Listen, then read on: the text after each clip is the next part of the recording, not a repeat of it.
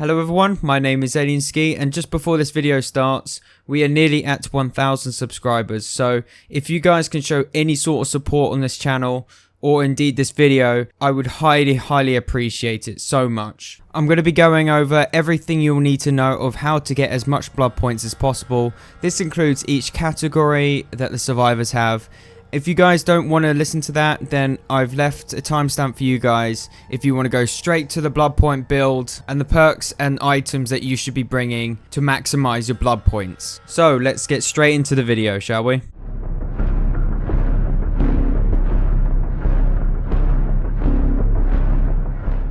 So in order to gain blood points, you will need to interact with things during a game. And this could be doing generators, healing others, or distracting the killer. Survivors have 4 main objectives to gain blood points. This is Altruism, Survival, Objective, and Boldness. These 4 categories is how you can maximize your blood points and the potential to earn up to 32,000 blood points per game, as each of these categories is capped at 8,000 each. So let's start with Altruism. Altruism is when you are helping survivors out by healing others, getting hook rescues, or protecting the survivor from being hit. The best way of getting altruism points is by saving people from the hook. This will give you 1000 points for saving someone off the hook, and then another 500 points if it becomes a safe unhook. A safe unhook is when you unhook someone and they stay alive for more than 10 seconds. Another good way of getting a lot of altruism points is by freeing someone off the killer's back with a flashlight. And this gives you up to 1250 points each time you save a survivor. And the last good way of getting altruism points is by healing others, and this will give you 400 points or up to 500 points if the gates are powered. So with a mixture of all these techniques, it can be quite easy to get altruism. However, I understand that a lot of you might not be as altruistic as some other players. So just make sure that you at least unhook 3 survivors during a game. That way you are able to at least get 4,500 points. And then with a mixture of healing other survivors or assisting or distracting the killer, then you'll gain even more altruistic points. And hopefully every game you should be earning about 6,000 to 7,000 points. Next up we have the survival category, which I think is the hardest way to gain points, and that is because of how limited you can actually earn these points. The survival category pretty much rewards you for surviving a situation, which means winning the game.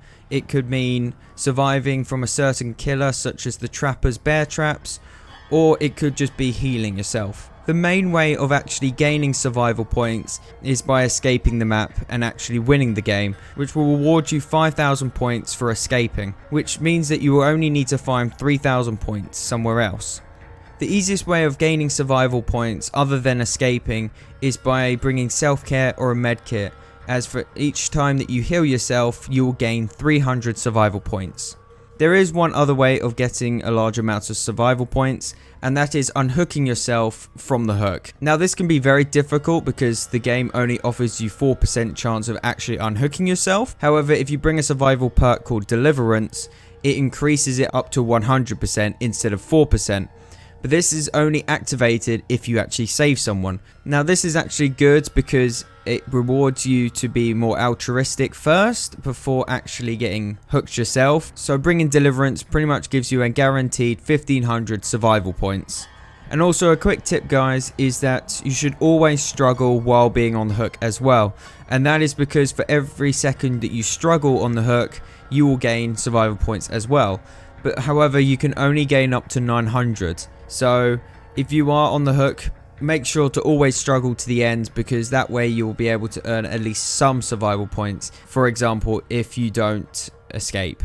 The next category is going to be the objective category, which I think is probably the easiest way to gain points. And this is because all you have to do to get objective points is by pretty much doing generators. So for every generator that you do, you will gain 1250 objective points. And this can be increased by doing skill checks and great skill checks, which also give you an extra 50 or 150 points if you hit the great skill checks. Along with that, you can also get co-op action points, which is also linked with the objective points.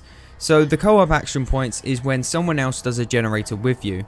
And the good thing about this is that there is no cap on how much points you can get with the co-op action, which means that you can get the full 8,000 from just doing co-op actions. So essentially, all you will have to do is do about 2 generators with someone else, and you are guaranteed about 3,000 points with both doing 2 generators and hitting skill checks and great skill checks. Along with that is maybe about 2,000 to 3,000 more co-op action points. This is probably the easiest way of getting objective points, and apart from doing generators, the only other ways you can get them is from opening the exit gates or escaping from the hatch. And the hatch only gives you 2,000 points, and the exit gates will give you 1,500.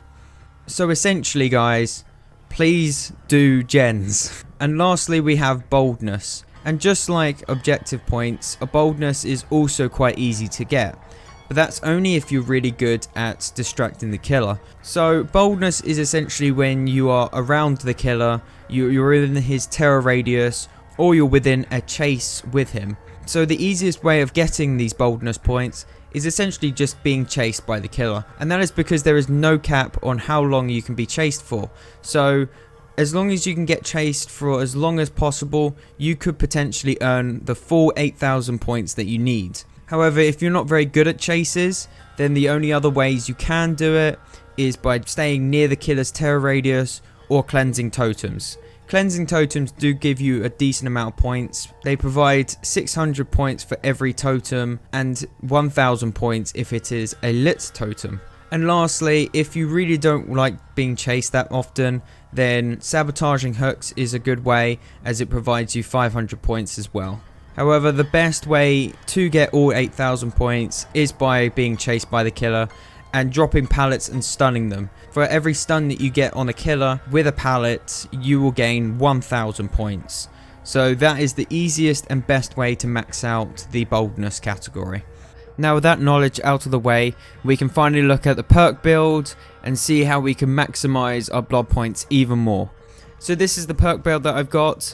I tried to add all the perks that help me out, tried to get more blood points. 3 of these perks are essential, and the last one is an optional choice. So we're going to start with We're Going to Live Forever. This means every time you do a protective hit or you do a safe unhook, then you receive 25% more blood points in the future, and it can go all the way up to 100%. So pretty much it's like a free blood party streamer of gaining 100% blood points in every category. Next is Prove Thyself. Prove Thyself gives you 10% speed bonus when doing generator with someone, but more importantly, it gives you 100% blood points increase when you do a co-op action with someone else. So this way it allows you to get your objective points a lot quicker and obviously get more blood points.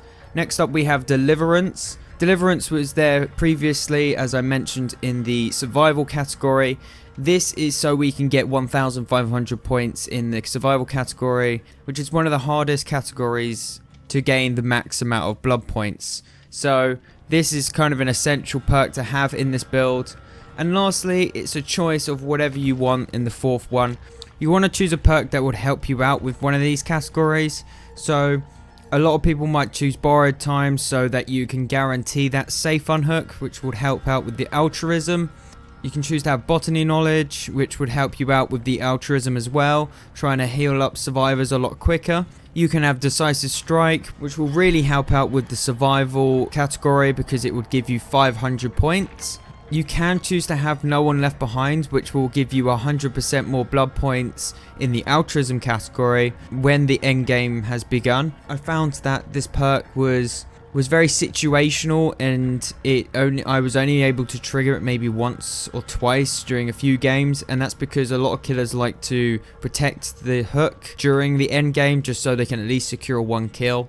I might be different, it might be different on different platforms, different ranks, but that's what my experience is, and that is why I didn't add this into this build. You can of course have self-care, which is really helpful, getting 300 survival points, and you can do that every time you want to heal. Will Make It is a good perk for altruism and saving someone off the hook, so you can heal them a lot quicker. I think Bond is a very strong competitive perk to have for this build, just because it can help you find survivors to do objectives, it can help you heal survivors for altruism. It's just an all-round pretty decent perk. So I would highly suggest that in this build. For the items, I would suggest either a flashlight or a medkit. A medkit is pretty much an essential one if you do not bring self-care, just because you want to be able to heal up as much as possible to earn some of them survival points. And then lastly, you would want to bring an offering that would help increase your blood points, which would include the gatto from the event, an escape cake for 100% blood points in all categories. A party streamer is really helpful for everybody, and if you do not own any of them, just choose a regular one that you would most likely max out. So if you know you're going to do a lot of generators in this game, choose an objective category, so maybe 100% blood points in the objective category. And also, as a quick reminder, make sure to do your daily challenges. They always give you about 30,000 blood points or so. So guys, I hope you did enjoy the video. I tried to make this as simple as possible and entertaining for you guys. I'm sure I've probably missed a few things here and there, so if you guys have noticed anything wrong with it, or you've got your own suggestions that might help you, leave it down in the comments, because I'm always interested to see how I can improve, or how we can improve this build. If you did learn something, I would really appreciate if you leave a like on it. Subscribe for more if you like seeing build videos, or any other tips and tricks that I'm happy to share with, and I'll see you guys in the next video.